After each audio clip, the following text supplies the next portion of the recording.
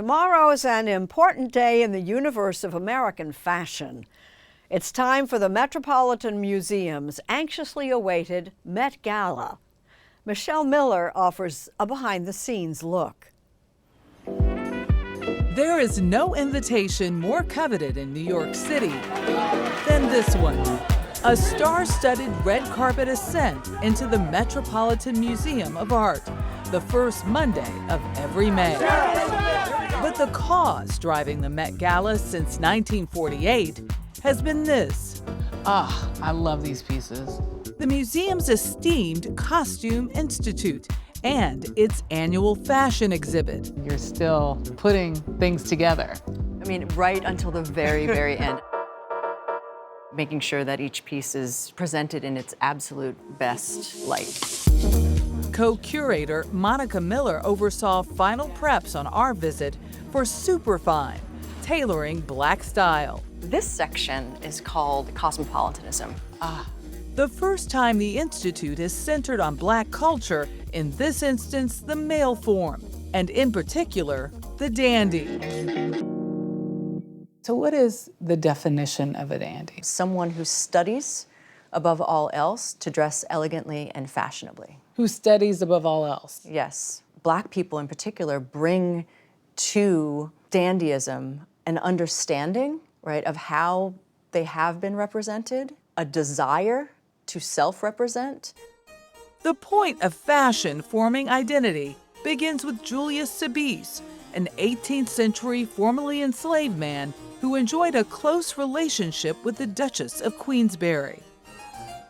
He could himself negotiate his own status in terms of how he was perceived, but also how he was presenting himself.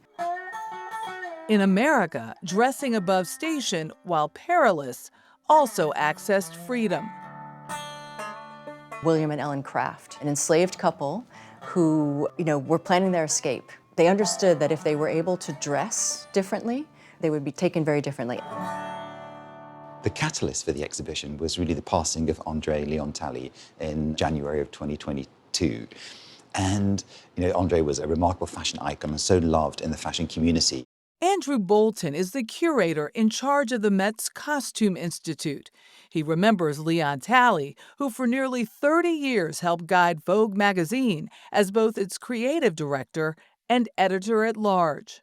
A lot of his obituaries would describe him as a dandy. And I was very familiar with the history of dandyism in England, but I was less familiar with what happens when the dandy is racialized. Dandyism, as Bolton sees it, dances around boundaries of all kinds. He has this sort of amorphous character. He exists between male and female, straight and gay. Then he also challenges the space between white and black. For centuries, dandyism has been associated with white Europeans.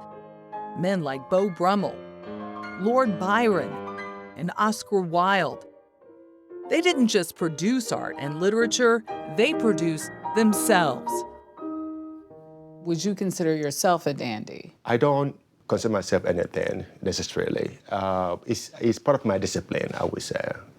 Nigerian artist Ike Ude serves as special consultant for the exhibit, and not just for his style expertise, though that didn't hurt. So when you get up in the morning, how do you get dressed? Certain clothes would beckon you to wear them, and some might not. So what beckoned you to wear velvet today with checkers? For simplicity and for silhouette.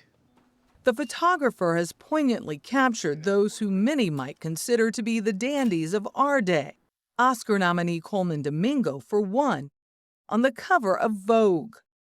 Would someone not want to be called in this day and age a dandy? You could call somebody a dandy, but a dandy doesn't call himself a dandy. Oh. Yeah. And why is that? Because it's needless to say. It's like, it is what it is. Indeed, yes.